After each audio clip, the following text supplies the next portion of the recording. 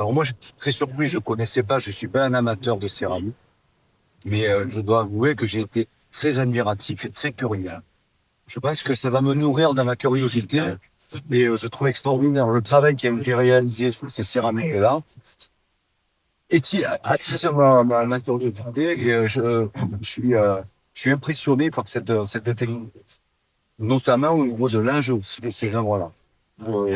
C'est très, très important. Alors, si je ferais un jeu un peu fou, qu'est-ce que je souhaiterais qu'il y ait une de ces œuvres qui soit dans mon salon, si vous voulez, vous voyez, parce que j'aurais un plaisir tous les jours de l'an. Ouais. Alors, moi, écoutez, moi, je suis très satisfait qu'on ait pu être accueillis dans le cadre des échanges artistiques. On est dans une région d'ailleurs. Alors, si je fais référence d'ordre, vous avez présenté de quelques artistes français qui se découvrent, Van Gogh, Matisse, Cézanne, par exemple. On est dans la région où tous ces peintres-là ont délivré leurs œuvres dans notre région avec la luminosité de notre territoire.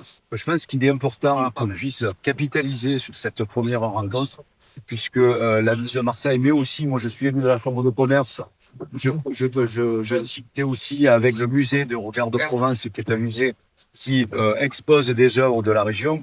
Et donc, je pense qu'il faut continuer nos échanges-là. Et je crois que par rapport aux échanges France-Vietnam, et notamment notre territoire du Sud avec le Vietnam, je crois qu'il est important, outre le business aussi, c'est qu'on puisse capitaliser aussi et générer un échange sur l'art, parce que je crois beaucoup au soft power, on parlait du soft power, et je crois que ça, c'est très important de lier les deux. Moi, je crois à la dynamique, je crois à l'engagement.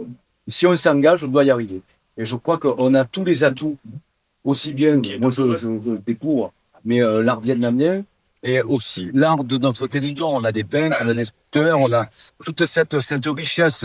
On doit la partager et on sera dynamique pour organiser des événements. Et on a des lieux aussi pour cela en France. Et je pense à Auxonil. Donc je pense là-dessus, vous pouvez compter sur moi, mais c'est plus une possibilité, on va y arriver. Il faut qu'il y ait des échanges. Il suffit d'être encore une fois dans la proposition. Soyez sûrs qu'à notre niveau et avec nos connaissances des lieux artistiques et des artistes, puisque avec Monsieur le Consul d'ailleurs, le bonheur aussi aujourd'hui, parce que sans lui je ne serais pas là. Mais on a une connaissance des artistes peintres, par exemple, régionaux, qui nous demandent aussi à diffuser leur art, mais aussi dans un échange mutuel. Marseille est une ville au monde.